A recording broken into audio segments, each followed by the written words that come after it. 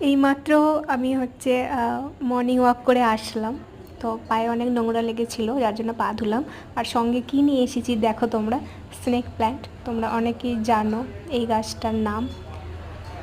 মাঠে যেখানে আমি গেছিলাম রাস্তার ধারে এটা ছিল, অনেকগুলো ছিল, জঙ্গলের মতো একদম, খুব বেশি কেয়ার হয় না মানে। তো আমার ভীষণ ভালো লাগে আজকাল, ভীষণ আজকাল ইনডোর প্ল্যান্টের ভীষণ শখ আমার শুরু হয়েছে, জানি না কেন। তো আমি ভীষণ কালেক্ট করছি, তো নিয়ে এসেছি এখান থেকে তুলে আমি স্নেক প্ল্যান্ট। অনেক ছিল তো খুব বেশি আনিনি, কারণ আমার অত বেশি টব নেই। প্রথমে আমি দেখবো আগে হয় কি না, তারপরে দেখা যাবে। তো কালারগুলো দেখো, একদম কি ভয়ানক টাইপের। মানে অনেকে বলে না যে স্নেক প্ল্যান্ট, বাড়িতে স্নেক প্ল্যান্ট থাকলে মানে সাপ আসে না, বাট এরকম কিছুই নয় আসলে। যেটা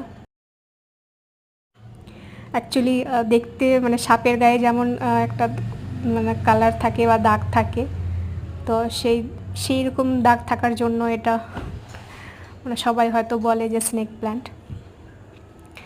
আর খুবই শক্ত, আমি কাটছি ক্যাচি দিয়ে, দেখো কিছুতেই কাটছে না।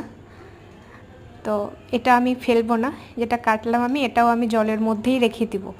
কারণ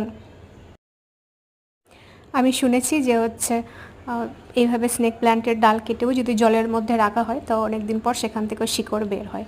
তো আমিও লাগিয়ে দেখবো। আমার কাছে আরও স্নেক প্ল্যান্ট আছে, এটা আমাকে গিফট করেছে আমার এক অফিস কলিগ প্রজ্ঞা। তো এই কালারটা অন্যরকম, খুব সুন্দর এই কালারটাও। এখান থেকেও যখন নিয়ে এসেছিলাম দুটো ডাল ছিল, আর এখানে এটা দেখো। তো এটা লাগাবো আমি, পরের ভিডিওতে দেখাচ্ছি কি